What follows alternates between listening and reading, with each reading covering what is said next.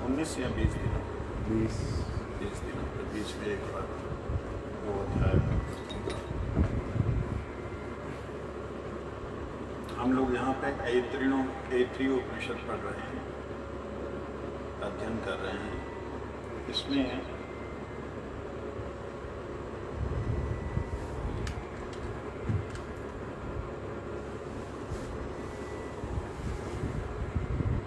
इसमें सृष्टि कहाँ, कैसे, किस तरीके से हुई उसका वर्णन है।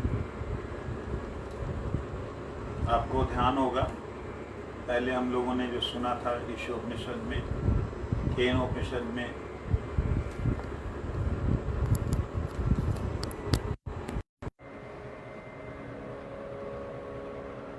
हमारे वैष्णवगण ऐसे हैं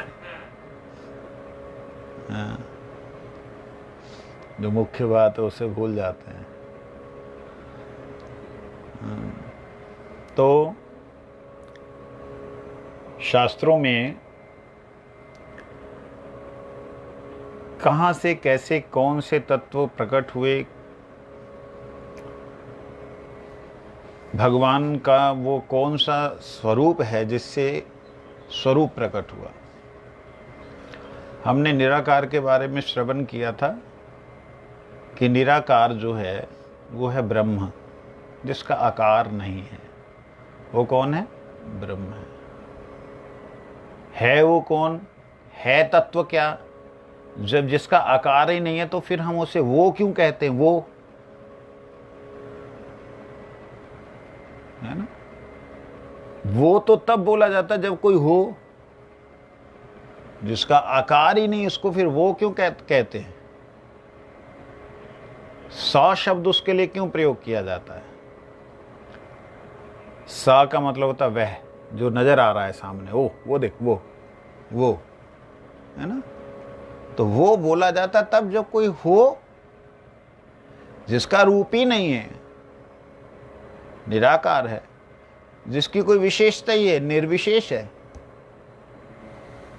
जो कि निर्गुण है, गुणातीत है, उसके लिए वह शब्द क्यों आया जी? ये एक प्रश्न जागता है। कहते देखिए, वो नहीं है उसका रूप, ठीक, लेकिन प्रकाश उसका है, वो स्वयं प्रकाश है। जैसे इस वक्त आप मेरा चेहरा देख रहे हैं, मैं आपसे कहूं क्या मेरे चेहरे पे प्रकाश पड़ रहा है? तो आप कहेंगे हाँ जी, लेकिन आप नहीं देख सकते कि प्रकाश पड़ रहा है, क्योंकि आप प्रकाश को नहीं देख पा रहे जो मेरे ऊपर पड़ रहा है। मेरे पे पड़ने के बाद जो आपको मेरा चेहरा नजर आ रहा है वही सिर्फ नजर आ रहा है, लेकिन जो बीच में प्रकाश यहां तक पहुंच रहा है, उस प्रकाश के पहुंचने की जो गति है उसे नहीं आप देख पा रहे। समझे नहीं? इसलिए उसे निराकार कहते हैं। लेकिन वह प्रकाश ऐसे ही नहीं है कि खाली प्रकाश है। तो अगर प्रकाश को कोई देख नहीं सकता, बात समझने वाली है, ध्यान से सुनना पड़ेगा। अगर प्रकाश को कोई देख नहीं सकता तो फिर वह ब्रह्म को कोई देख सकता है क्या? अगर केवल प्रकाश मात्र है तो फिर क्यों कहते हैं ब्रह्म साक्षात्कार? बोलिए जी। जब प्रकाश की, ये जैसे प्रकाश इस वक्त यहां से मेरे पास में आ रहा है, इसकी स्पीड कितनी होती है? प्रकाश की स्पीड कितनी, गति कितने कहते हैं पर सेकंड?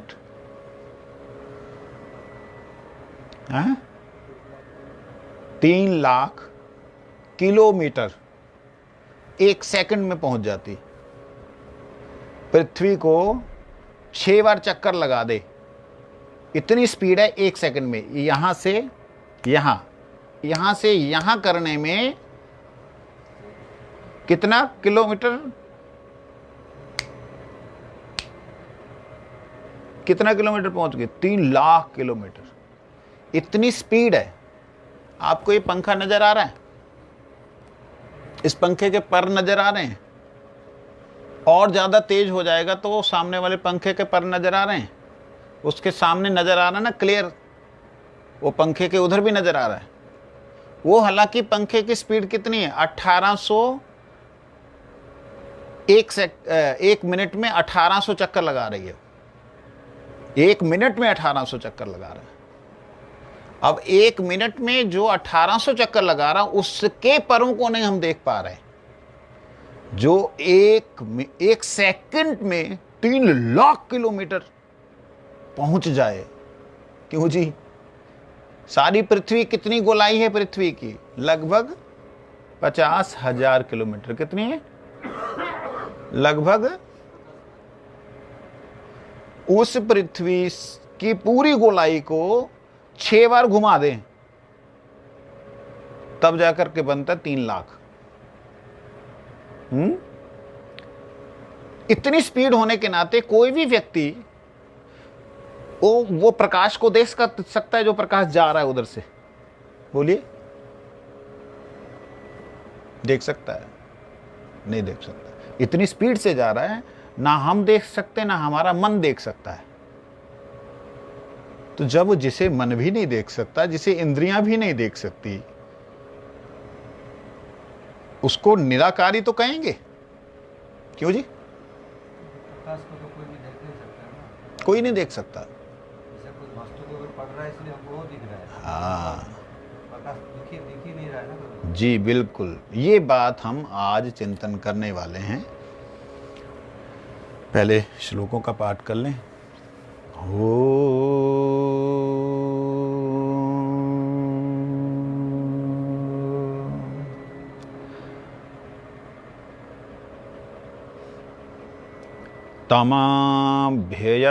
तमभ्य तपस्तस्या अभितप्तस्य मुखं निरभीद्यत यथांडं मुखवागवाचो अग्निर्नासिके निरभिद्येतां नासिकाभ्यां प्राणः प्राणवायुर्रक्षणी निरभिद्यात्म इक्षभ्यां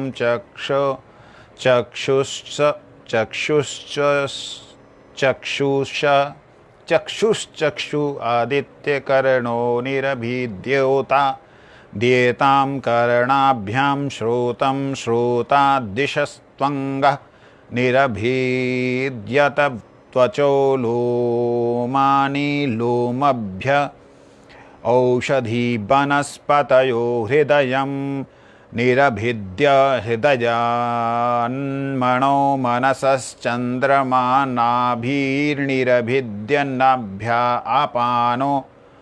अपानोपानान् मृत्युशिशनं निरभिद्य शिशनाद रेतो रेतसः आपः। एक श्लोक है ये, इतना बड़ा, चतुर्थ श्लोक। ये कह रहे हैं वह जो हिरण्यगर्भ पुरुष है, पुरुष कहने का मतलब है जिससे सभी लोक प्रकट हुए हैं, उन्हें पुरुष कहा गया है। और उस पुरुष का वर्णन करते हैं कि जो ये पुरुष है, ये पुरुष से उत्पन्न हुई सारी सृष्टि। पुरुष का मतलब आप मैं नहीं, उनका नाम है विराट पुरुष। क्या है? भौमा पुरुष। क्या है? ये चीजों को याद रखना, विराट, भौमा। उनका एक नाम जो है हिरण्यगर्भ है। क्या है? वो जो हिरण्यगर्भ हैं, हिरण्य का मतलब क्या होता है? स्वर्ण। हिरण्य क्या होता है? जैसे ये लाइट में एक सोने की सी चमक आ रही, मतलब इस लाइट में पीलापन है, ठीक है। ऐसे ही जिसके प्रकाश में प्रकाश जहां से निकल रहा है उसमें गोल्डन लाइट है। हमारे गोल्डन वॉल्केनो शब्द कहा है हमारे परम पूज्यपाद श्रील श्रीधर देव गोस्वामी महाराज जी ने चैतन्य महाप्रभु जी के लिए। उनका भी स्वर्ण स्वर्णाभार युक्त शरीर। राधा जी का भी तप्त कांचन गौरंगी, उनका भी जो है जैसे सोना तपता हुआ है उसकी तरह चमकता हुआ। कहते जिनका गर्भ, गर्भ का मतलब हम लोग हमेशा पेट को ही देखते हैं। गर्भ का मतलब पेट नहीं होता है, गर्भ का मतलब भीतर। जिनके भीतर वह हिरण्य अर्थात वह दिव्य प्रभाव है, प्रकाश मंडल है, उसे हिरण्य गर्भ कहते हैं। जिनसे सारा प्रकाश उत्पन्न हो रहा है उन्हें क्या कहते हैं? हिरण्य गर्भ। गर्भ शब्द बोलने से लोगों को पेट पे जाता है, क्योंकि उनकी दृष्टि में कुछ और आता ही नहीं है। गर्भ मतलब भीतर। जैसे अभी ठाकुर जी का हम लोग कहते हैं ना गर्भगृह, गर्भ मंदिर, तो क्या भगवान का वो गर्भ है जो मंदिर है? नहीं, ऐसा नहीं। इसीलिए वो हिरण्य गर्भ जिन्हें कहा गया, उन्हें उनके लिए शब्द प्रयोग किया गया। वो उनका तमह शब्द उनके लिए प्रयोग किया गया। परमात्मा ने तमह अर्थात उस हिरण्य गर्भ पुरुष को लक्ष्य करके अभ्यपत संकल्प रूप तप किया। परमात्मा ने उस हिरण्य गर्भ पुरुष को लक्ष्य करके संकल्प रूप तप किया। अभितप्तस्य,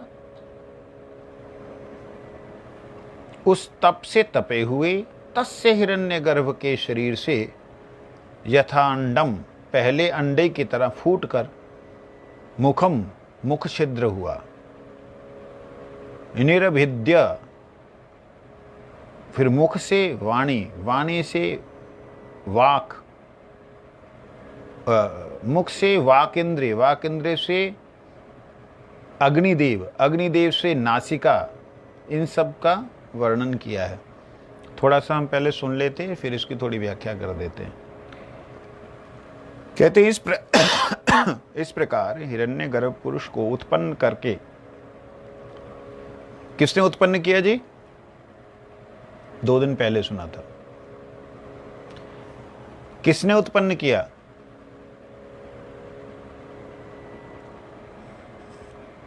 हाँ जी,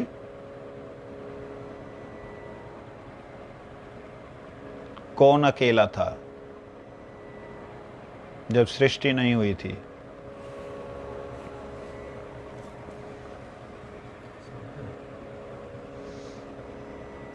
वह जो परमात्मा है, वो जो इच्छा मात्र करने से, इच्छा जिसने मात्र की, वो जो इच्छा जिसने की, वो इच्छा करने वाले परम पुरुष परमात्मा जो भी रहे हों, जो भी रहे हों का मतलब अभी इसमें नहीं बतलाया है कि वो कौन हैं। जो भी रहे हैं वो अन्य उपनिषदों में आएगा। इस उपनिषद में उनको डायरेक्टली सीधा सीधा नहीं बोला गया कि ये नाम है, ये उनका रूप है, ऐसे वो दिखते हैं, ऐसा वर्णन इसमें नहीं। यहाँ सिर्फ यही कहा, इदम एकम एवाग्र आसीत, ओम आत्मा वा इदम एकम एवाग्र आसीत, ना अन्यत किंचित मिशित, सा इक्षता लोकान सृजा इति। ये पहला श्लोक था इस ऐत्रेय उपनिषद का, जिसमें कहा गया कि ये जो सारे का सारा प्रकट हुआ ये ओम से हुआ है, अर्थात शब्द से हुआ है। क्योंकि जो शब्द जहां से आया है उसे कोई भी देख नहीं पाया कि ये शब्द कहां से आया,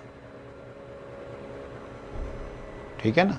शब्द को देख नहीं पाया, लेकिन वो शब्द हुआ, और उस शब्द से वो शब्द कैसा हुआ? एको अहम बहुश्याम, मैं एक हूं बहुत हो जाऊं। जहां से वो शब्द आया वहां से अनंत बैकुंठ, अनंत सब कुछ प्रकट हुए, और उसके अंतर में फिर जो माया रूपी संसार को रचेगा वो एक विराट पुरुष प्रकट हुआ। वह जो विराट पुरुष है जिसके सहस्त्रों नेत्र हैं, सहस्त्रों बाहु हैं, सहस्त्रों उदर हैं, सहस्त्रों मुख हैं, वो जो प्रकट हुआ वो अनंत मुख वाले, अनंत पैरों वाले, अनंत हाथों वाले उस अनंत स्वरूप में से यहां बतला रहे हैं उनमें से एक का, उनमें से एक के बारे में बतला रहे कि उनमें से एक जो है उससे क्या प्रकट हुआ।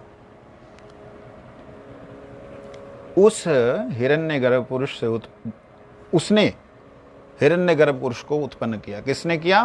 ओम ने, शब्द ने। उस शब्द ने नहीं किया, वास्तविकता में वो शब्द जिसका है उसने किया है, लेकिन इस उपनिषद में उसके बारे में नहीं बतलाया कि वो शब्द किसका है। बात को समझिएगा, वो शब्द किसका है ये किसी और उपनिषद के अंदर आया कि वो शब्द किसका है। लेकिन यदि इस उपनिषद को पढ़ने वाला व्यक्ति परमात्मा या परम पुरुष या अनंत ब्रह्मांड और वैकुंठों के अधिष्ठान स्वरूप किसी तत्व को देखेगा तो क्या देखेगा कि वो कहां से उत्पन्न हुआ? सब कुछ शब्द से।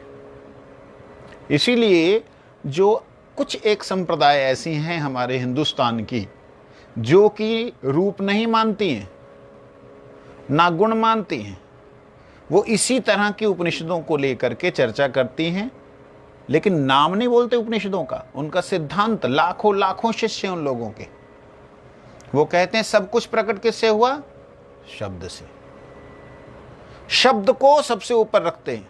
पंजाब में बहुत उनके हजारों वो हैं, क्या बोलते हैं, स्थान है, डेरे हैं, डेरे,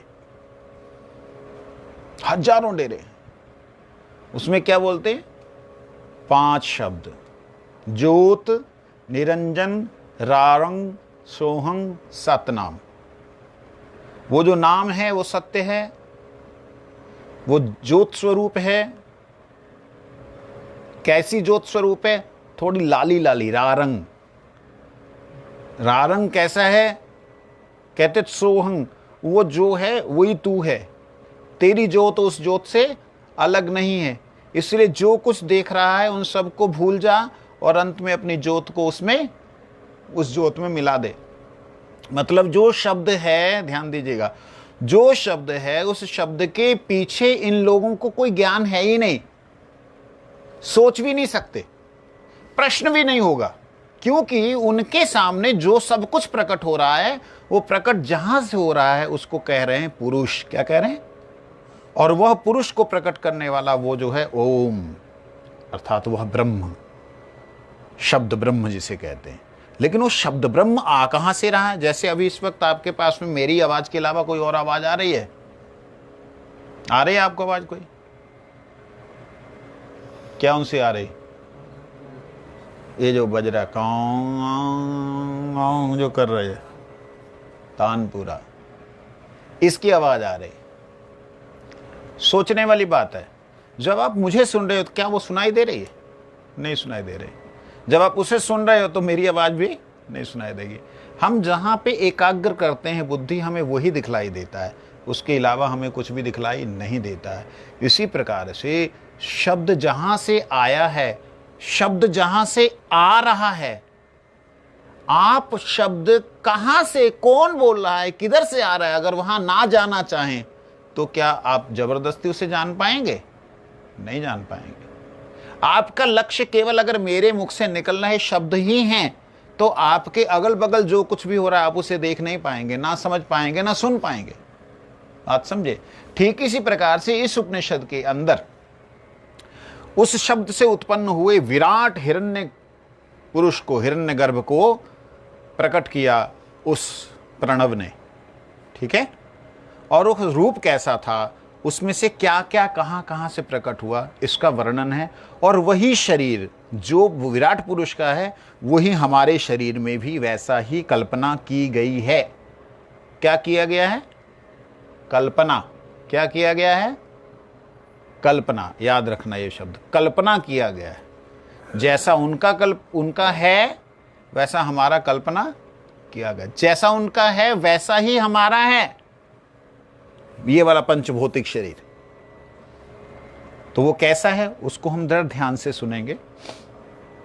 इस प्रकार हिरण्य गर्भ पुरुष को उत्पन्न करके उसके अंग उपांगों को व्यक्त करने के उद्देश्य से जब परमात्मा ने संकल्प रूप तप किया। संकल्प रूप तप क्या होता है? संकल्प रूप तप होता है जैसे कोई मानो एक बच्चा जो है पेट में आया, वो क्या किस तरह से दिखाई दे रहा है? एक गोल सा एक अंडे की तरह दिखाई दे रहा है, ठीक है।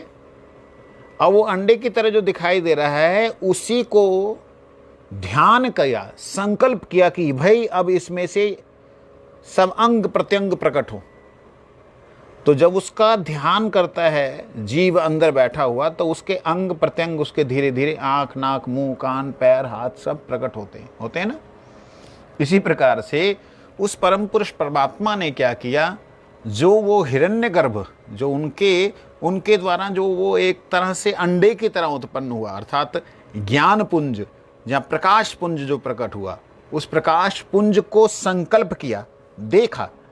वो देखना भी उनके लिए एक तरह से तप है। तप का मतलब हमारे लिए तप कष्ट है, उनके लिए तप का मतलब तपाना। जैसे अंडे को सेहते हैं ना, अंडे को जो मुर्गी है या कोई भी चीज उसको गर्म करते, गर्म करने से तप कर रही, मतलब उसे तपा रही है। तपाने से क्या होता है, उसके अंडे के अंदर जो है अंग प्रत्यंग बनने क्या हो जाते हैं। इसी प्रकार से परमात्मा, जिस परमात्मा से शब्द उत्पन्न हुआ था, उस परमात्मा के द्वारा इच्छन करते हुए, संकल्प करते हुए कि हां अब इसके अंदर जो है वो प्रकट हो, वो संकल्प रूपी तप, संकल्प के द्वारा उसे तपाया उस अंडे को, और उस अंडे को तपाने से क्या प्रकट हुआ वो देखिए। कहते हैं तब उस तप के फलस्वरूप हिरण्य गर्भ पुरुष के शरीर में सर्वप्रथम अंडे की भांति फटकर मुख छिद्र निकला।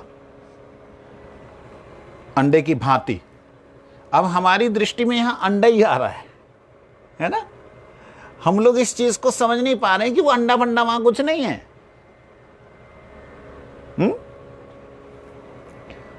अभी कैसे समझाऊं,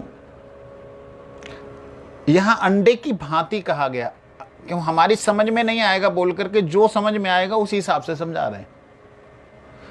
उसमें एक मुख प्रकट हुआ, मुंह, और जैसे ही फटकर मुख रूपी छिद्र निकला, छिद्र रूपी मुख हुआ, उस मुख में वाक इंद्रिय, बोलने का जो जगह है वो, और उस वाक इंद्रिय में उसके अधिष्ठात्री जो देव हैं वो अग्नि उत्पन्न हुई। वाक इंद्रिय के अधिष्ठात्री देव कौन है? अग्नि। ये यहां पे कह रहे हैं अग्नि उत्पन्न हुई। फिर नासिका के 2 छिद्र उत्पन्न हुए और उनमें से प्राणवायु प्रकट हुआ, मुंह, नाक। फिर घ्राण इंद्रिय, यहां घ्राण इंद्रिय का वर्णन अलग वर्णन नहीं है, अर्थात जो नाक हुआ उसी के साथ साथ घ्राण हुआ। अतः घ्राण इंद्रिय और उसके देवते अश्विनी कुमार द्वय नासिका से ही उत्पन्न हुए। अश्विनी कुमार द्वय कौन है?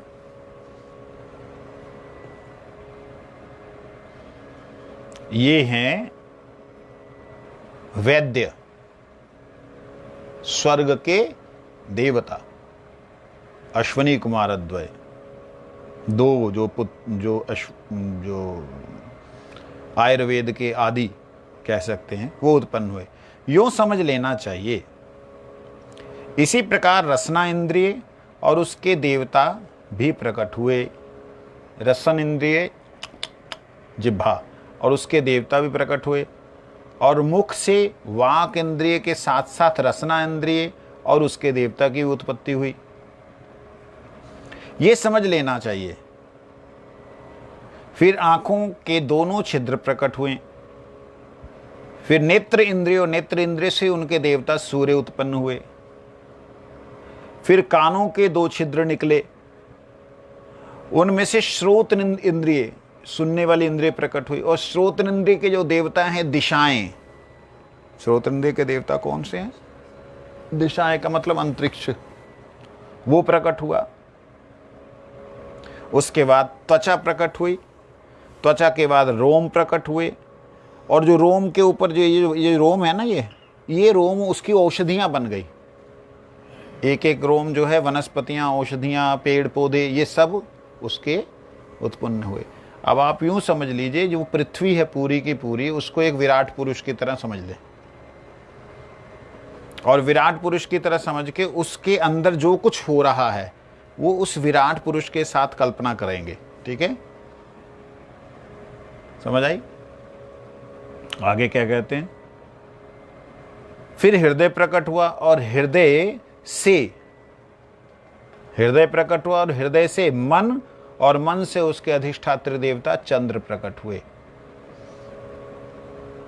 फिर नाभि प्रकट हुई, नाभि में अपान वायु, और अपान वायु से गुदा इंद्रिय का अधिष्ठात्री देवता मृत्यु देवता उत्पन्न हुआ। देखिए, हृदय से क्या हुआ?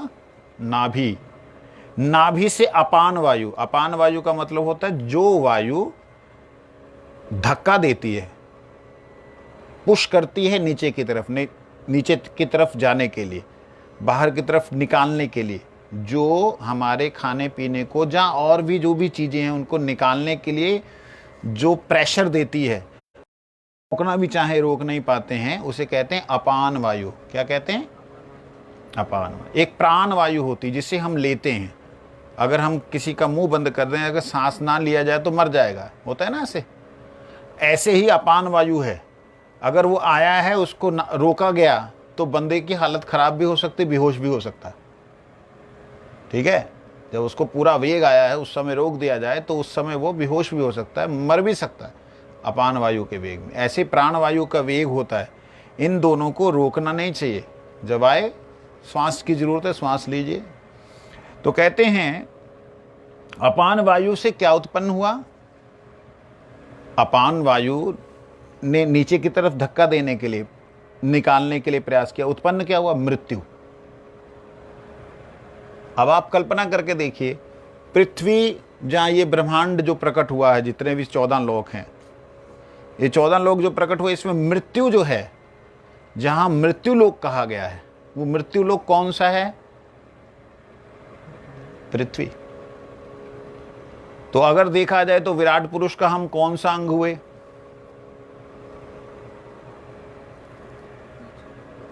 गुदा। गुदा का मतलब होता है जिसमें से हम लोग टट्टी करते हैं, उसे कहते हैं गुदा इंद्रिय। उस गुदा इंद्रिय से मृत्यु प्रकट हुई। मृत्यु प्रकट हुई कहने का क्या अभिप्राय है? यहां जो कुछ भी होता है वो मृत ही होता है। क्या होता है? हम जो कुछ खाते हैं, खाने में से जो अमृत होता है वो तो हम लोग ले लेते हैं, शरीर उसे ग्रहण कर लेता है अमृत, लेकिन उसमें से जो मृत हो जाता है, जो नष्ट हो जाता है शरीर के हिसाब से, शरीर के लिए, वो सब गुदा इंद्रिय से निकल जाता है। और नाभि की उत्पत्ति के साथ साथ गुदा छिद्र और गुदा इंद्रिय की उत्पत्ति ही समझ लेना चाहिए। दोनों ही, मलमूत्र के दोनों स्थान, उन्हें समझ लेना चाहिए। यहाँ अपान वायु मल त्याग के हेतु होने के कारण, उसका स्थान नाभि होने के कारण मुख्यतः उसी का नाम लिया गया है।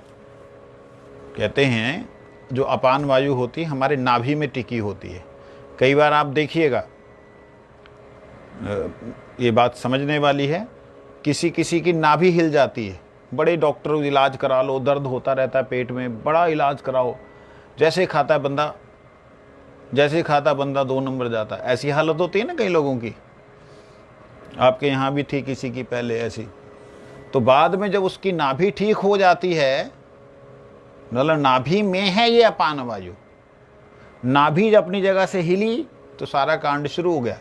तो कहते हैं ये अपान वायु मल त्याग हेतु होने के कारण, उसका स्थान नाभि होने के कारण मुख्यतः उसी का नाम लिया गया। परंतु मृत्यु अपान वायु का अधिष्ठाता नहीं है। जो मृत्यु है वो अपान वायु का अधिष्ठाता देवता नहीं है, अपान वायु के द्वारा निकाला गया देवता है, निकला हुआ है। ठीक है। अतः उपलक्षण से गुदा इंद्रिय का वर्णन भी इसके अंतर्गत मान लेना उचित प्रतीत होता है। फिर लिंग प्रकट हुआ, उस लिंग में से वीर्य और उससे जल उत्पन्न हुआ। यहाँ लिंग से उपस्थ इंद्रिय और उसका देवता प्रजापति उत्पन्न हुआ।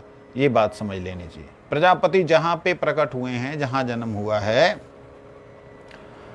प्रजापति का मतलब जिसने प्रजा को पैदा किया, जहाँ प्रजा का रक्षण किया, जहाँ प्रजा को पालन करने का जिसका भार है, वो प्रजापति। वो कहाँ से उत्पन्न हुए? वो जनन इंद्रिय से वो प्रकट हुए। इस प्रकार से पहला अध्याय, प्रथम अध्याय का प्रथम खंड जो है समाप्त होता है। ये जो आज हमने वर्णन सुना है, ये मैं दोबारा से बता दूं, ये उस अनंत सृष्टि का शुरुआत किस प्रकार से कैसे कैसे हुई है उसका वर्णन है। और अगर इसको वैज्ञानिक तरीके से समझेंगे तो एक अलग प्रसंग आएगा हमारे सामने। लेकिन हम लोग कल की चर्चा में कुछ चिंतन कर रहे थे। मैं आपसे पूछना चाहूँगा, आप ऐसे करके बताएंगे जिसे ज्ञान होगा। ठीक है, मैं अलग अलग नहीं पूछूंगा, जिसे याद हो ऐसे हाथ उंगली खड़ा करेगा। हम लोगों ने सुना था कि हमारी 5 ज्ञान इंद्रियां हैं। ज्ञान इंद्रियां कौन कौन सी हैं, किसे मालूम है? ज्ञान इंद्रियां भी आप हाथ सब लोग खड़ा करेंगे तो पता लगेगा ना। तुम्हें नहीं मालूम? कर्म इंद्रियां कौन कौन सी हैं, मालूम है? तुम्हें मालूम है? बोलो जोर से। हाँ बेटा बोलो। हाँ हाँ, चलिए, आपको मालूम है 5 कर्म इंद्रियां?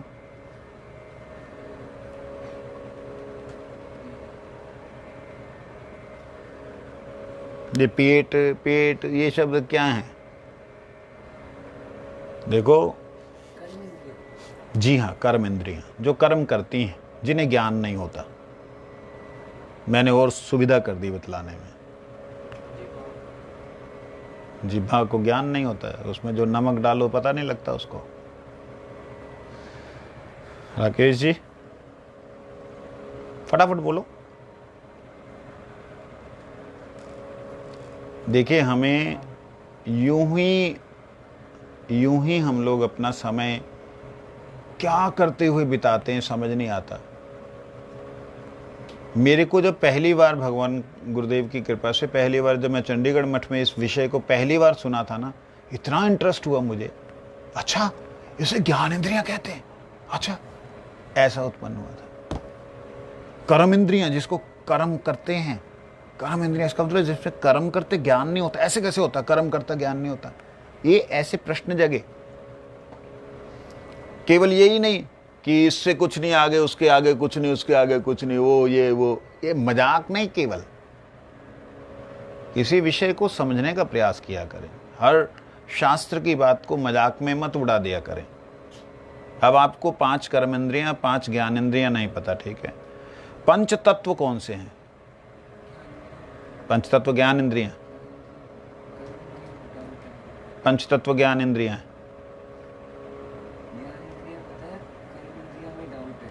पंच तत्व के बात पूछ रहा हूं। मेरे पास ये डंडा है, मैं इससे पीटूं क्या आप लोगों को? है मालूम है? ठीक है, ठीक है। अच्छा, ये बताओ, अग्नि क्या किस तत्व में होती है? अग्नि का परिचय क्या है? प्रकाश और हाँ जी, बोलो शास्त्री जी। अग्नि का क्या तत्व है? अग्नि का सबसे प्रमुख जलना, जलाना, इससे भी प्रमुख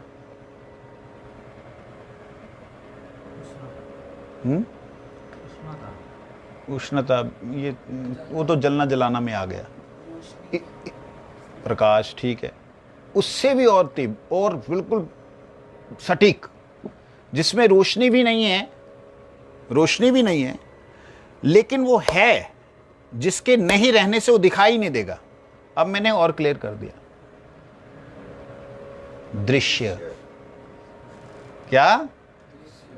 दृश्य। जो कुछ भी दिखलाई दे रहा है, वो दिखलाई देने का कारण ही एक है, उस पे आग है। आग नहीं होगी तो वो दिखलाई, हवा में आग नहीं है, हवा में आग नहीं है। जैसे ही हवा में आग लगी तभी हम कहेंगे आग है। दिखाई देगी जब, तब हम क्या कहेंगे? आग। अगर दिखाई नहीं दे रही है तो क्या है? हवा। शांत बात को समझ रहे हैं? आकाश, आकाश का मतलब हमने क्या सुना था? शून्य, ठीक है। अंतरिक्ष जिसमें कुछ भी नहीं है। प्रश्न है, अगर आकाश में कुछ भी नहीं है तो सारे ब्रह्मांड किसमें हैं? सारे नक्षत्र तारे किसमें हैं? आकाश में तो हैं। सारे नक्षत्र तारों में आकाश है कि नहीं है? सारे नक्षत्र तारे आकाश में हैं। और सब में आकाश है कि नहीं है? है ना? बात को मैं बार बार आपसे निवेदन करता हूं, ध्यान से सुना करें, समझा करें। लेकिन सबसे बड़ी बात है, आकाश में कुछ भी नहीं है। ये बात कैसे समझेंगे जी? मैं आपको इसका एक उदाहरण देकर समझाता हूं।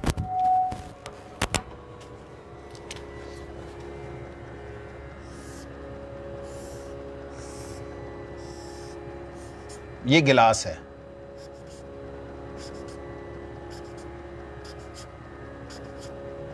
कांच का गिलास। ध्यान दीजिएगा,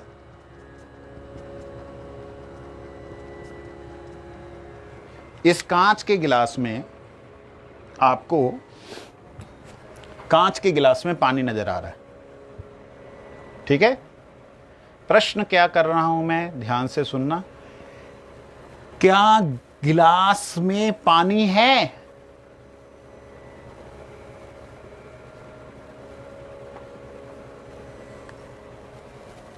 क्या गिलास में, ये गिलास है, पानी है? ध्यान से सुनिएगा। मैंने गिलास जो है वो इसको दिखलाया है, इसे दिखलाया गिलास। क्या गिलास में पानी है? जवाब दीजिए।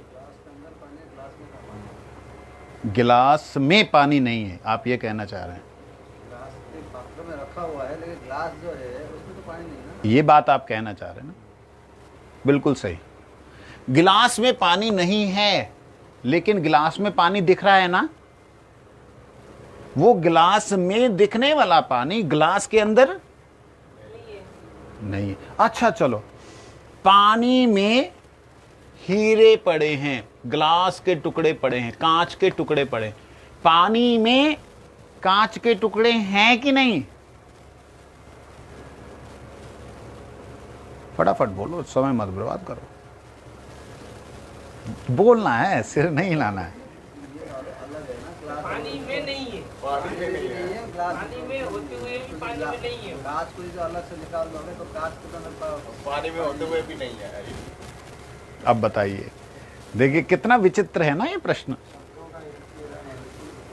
प्रभु जी आप बैठ जाइए ना, हाँ, कुर्सी में बैठ जाओ। आप बात को देखिए, ध्यान से समझिएगा। ये शब्दों का हेर फेर नहीं है, यही है वेदांत, यही वेदांत, इसे कहते हैं वेदांत, अर्थात वेदों का सूत्र है ये।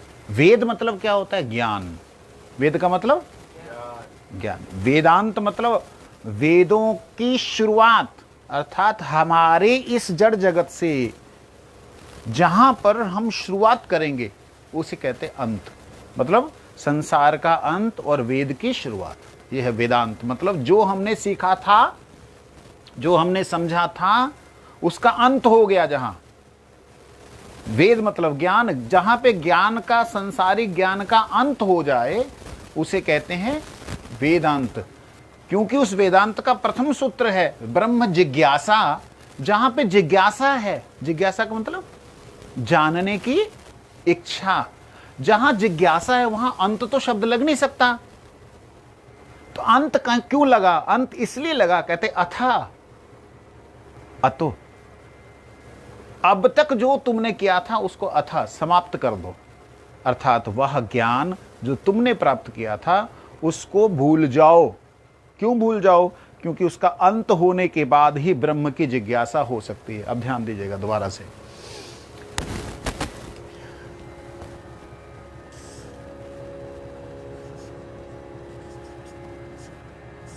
ये कांच के टुकड़े,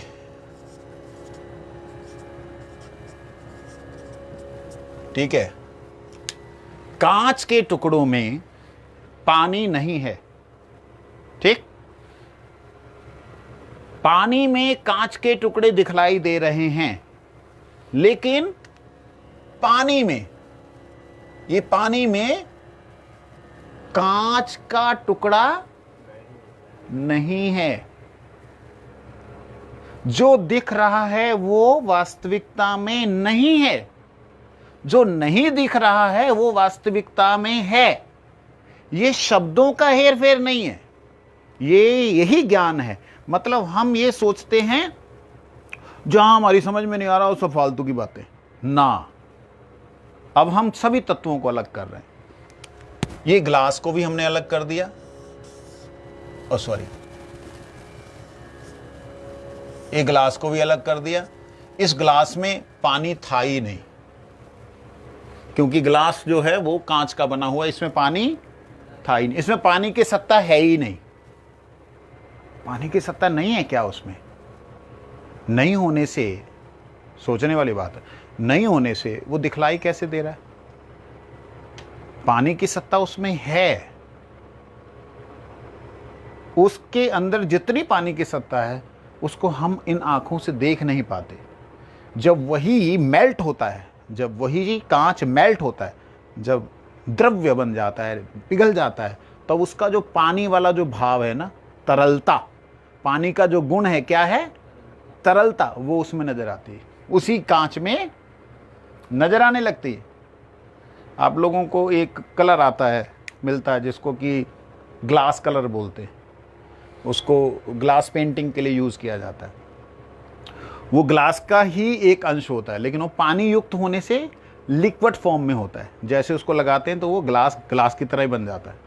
ध्यान देने वाली बात है, उसमें लिक्विडिटी जब खत्म हो जाती है तो वो पाषाण का रूप धारण करता है। ये ग्लास इस वक्त क्या है? पाषाण है। इसके अंदर पानी नहीं है, लेकिन ग्लास के अंदर जो दिखने वाला पानी है, जो दिखने वाला पानी है, इसके अंदर, इस पानी के अंदर ग्लास नहीं है। इस पानी के अंदर ग्लास के जो टुकड़े हैं, कांच, वो भी नहीं है, क्योंकि जल तत्व पूरी तरह अलग है पृथ्वी से। जल तत्व पृथ्वी से पूरी तरह अलग है, इस बात को समझना जरूरी है। जल तत्व में पृथ्वी नहीं है। और ये ग्लास किसका अंश है जी? कांच किसका अंश है? पृथ्वी का। कांच किसका अंश है? पृथ्वी में जल हो सकता है, लेकिन जल में पृथ्वी नहीं है। ये बात पूरी तरह दिमाग में बैठा लेनी चाहिए। तो अग्नि, हम बात कर रहे थे अग्नि की। अग्नि में रूप है, अग्नि से रूप है, अग्नि के द्वारा देख सकते हैं, रूप है। अब अग्नि ही रूप को दिखने दिखाने वाला तत्व है। जिस भी तत्व को हम देख रहे हैं इस संसार में, कुछ भी दिखाई दे रहा है, उसमें अग्नि है, मात्रा कितनी है ये अलग बात है। जैसे ये लकड़ी दिखाई दे रही, इसमें आग है, दिख नहीं रही है। आग की मात्रा इसमें ज्यादा है पत्थर से ज्यादा इसमें है। पत्थर में आग होती है? हाँ होती है। पहले पत्थर से ही आग जलाते थे, मार मार के लोग, है ना। आज भी माचिस जो है पत्थर का काम होता है। आज वो लोहे जो लाइटर है उसके अंदर कटक कटक करके जो दो पत्थर के एक सॉलिड आकार के जो तत्व हैं जिसको हम धातु कहते हैं, उन धातुओं के टक्कर लगने से उसमें से करंट निकलता है। तो विषय पे वापस आते हैं। अग्नि जहां भी है उसे क्या कहेंगे? रूप का अधिष्ठात्री देवता। क्या कहेंगे? अधिष्ठात्री ना कहें, उस रूप का कारण। रूप जो भी दिखाई देता है वो अग्नि के कारण दिखाई देता है। अच्छा, ये होती है बात। जब मैं प्रश्न पूछता हूं तो सिंपली आप लोगों ने ऐसा ही बताना है, फलाने का गुण ये है, फलाने का गुण ये। पृथ्वी का क्या गुण बताया था मैंने?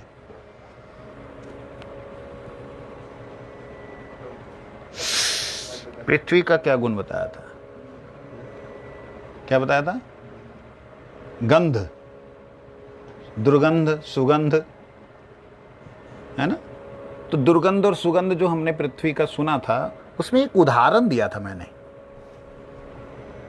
कि जिससे कि हम लोग सुगंध को क्या सोचते हैं? हवा, है ना। दुर्गंध को क्या समझते हैं? हवा। लेकिन मैंने उसमें एक उदाहरण दिया था जिसमें हवा अलग हो जाती है और पृथ्वी का अंश अलग हो जाता है। क्या उदाहरण दिया था? क्या दिया था जी? आजकल क्या चल रहा है? आजकल नकाब लगा रहे हैं ना, मास्क लगा रहे हैं। अच्छे ढंग से बंद कर लिया जाए मुंह को तो क्या बदबू आती है बाहर की? इसका मतलब जो सुगंध जहां दुर्गंध आ रही है वो बहुत मोटी है, बहुत मोटी है, बहुत ज्यादा मोटी है उस हवा से, कि जो हवा तो हम क्लियरली ले रहे हैं, हवा ले रहे हैं, उस हवा से बहुत मोटी है वो जो हमको सुगंध और दुर्गंध है। जैसी दुर्गंध आती है हम लोग ऐसे करते हैं, उसमें भी हवा जा रही है। लेकिन ये बात को समझिए, इतनी थोड़ी थोड़ी सूक्ष्मता में आप जाइए और आपको बहुत आनंद आएगा। अच्छा, जल का क्या गुण है?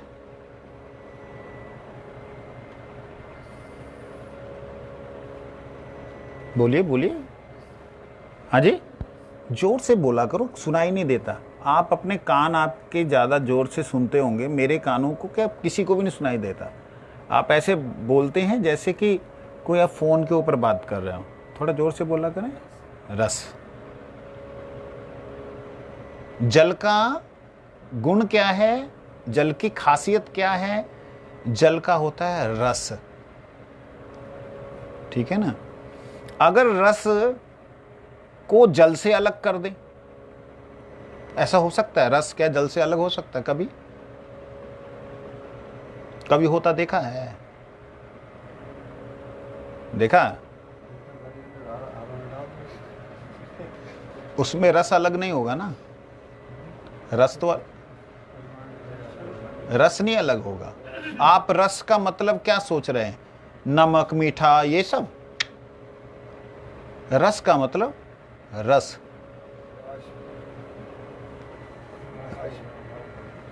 जब हम गर्म करते हैं,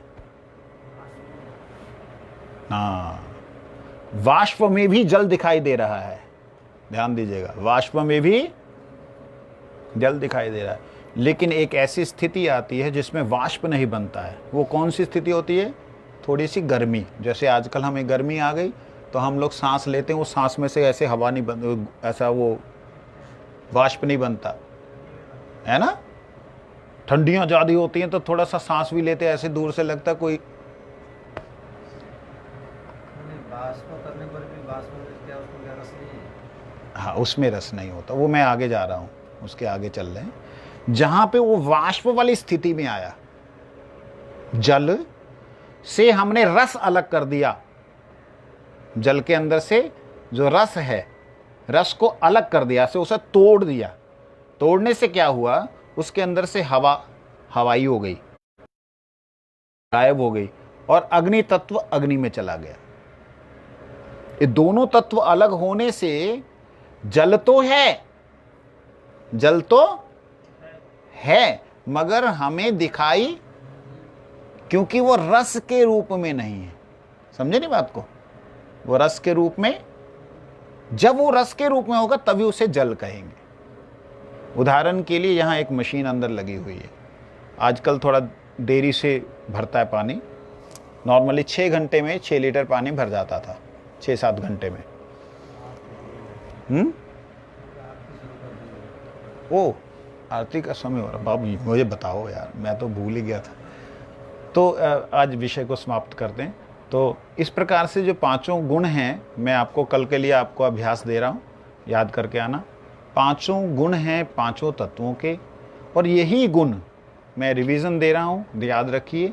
यही गुण ही हमारी 5 इंद्रियों के ऑब्जेक्ट्स हैं, विषय हैं, और ये 5 इंद्रियां इन्हीं गुणों के पीछे भागती हैं। और इन इंद्रियों का विशेष गुण ये है कि ये कर्म इंद्रियों को उसके लिए दौड़ाती हैं। ठीक है? वृंदावन बिहारी लाल की, गीता उपनिषद की वंश वैष्णव।